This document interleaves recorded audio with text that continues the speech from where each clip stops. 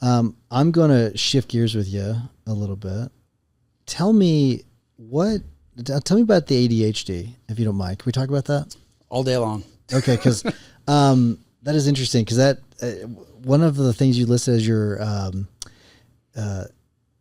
the personal accomplishments that you're the most proud of is being able to, I guess, overcome that. And so let's hear. I think that would be important for people to hear. Yeah, I think it's been an interesting experience for me. I identify as neurodivergent, which is, those are all new terms for me, right? I don't know what that means. Neurodivergent, basically my brain doesn't work the way everybody else's brains work, right? But Yep. I think there's a lot of people who do resonate with that. As a kid and as a college student, as a law student, even as a young professional, everything was working properly, right? I got good grades. I was an Eagle Scout. I served a church mission. I got scholarships to college. I got scholarships to law school, passed my CPA exams, passed my bar exams, all the first attempt. Really didn't even have to work that hard for it, right? I was top 10% of my class. And that all came very naturally for me. About the time I started my firm, I started to notice that in order to function, I needed more and more caffeine, and I needed, to take more walks, and I needed to sleep more, and I needed to start making these changes that were like, I've never needed this before, but I figured, okay, I'm in my 30s now, and this is what happens when you get in your mid 30s. Yeah. But as that leveled up and progressed, I kind of started thinking there's something wrong. Like I'm not just being lazy. I'm not just getting distracted.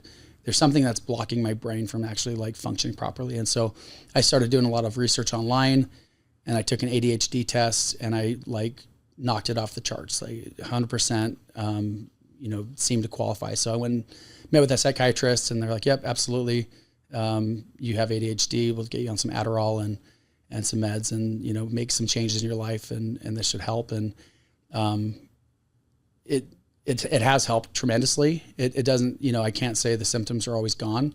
But I can tell you that if I go days or weeks without using my meds, I start to get really creative, but very, very unproductive in terms of actually getting things done. I start a lot of things and don't finish a lot of things. So that's interesting about the creativity. So let's stay on that for a second. Are you ever concerned that it's removing the creativity into a point where it's detrimental on you or the business?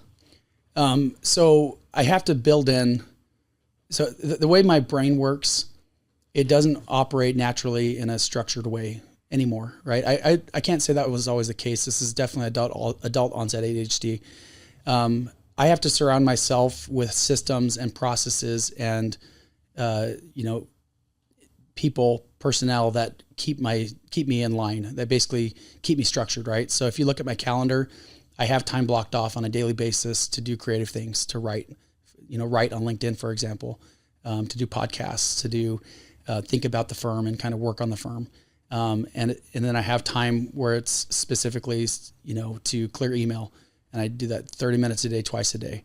And that's the only time I spend on email. Do you have anyone that, like, I have an executive assistant. So if let's say that I'm not doing some of the things that I'm supposed to be doing on my calendar, I get kind of a nudge, a reminder. Do you have anyone else that works for you that helps give you that nudge? Yeah. And that's probably been one of the best things I've done for myself and for the business, is to hire an executive assistant to manage my email and my calendar.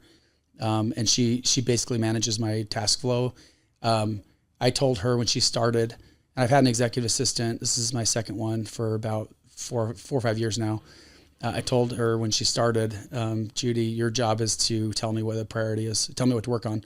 I want to feel like an employee of my own business in some ways, because if I don't have somebody telling me what the highest priority thing is, I'll maybe work on something that's like in what I believe is important, but not urgent. And there may be something that is like pounding on a door that I just completely disregard because I want to work on the thing that makes me feel good, that gives me dopamine, right?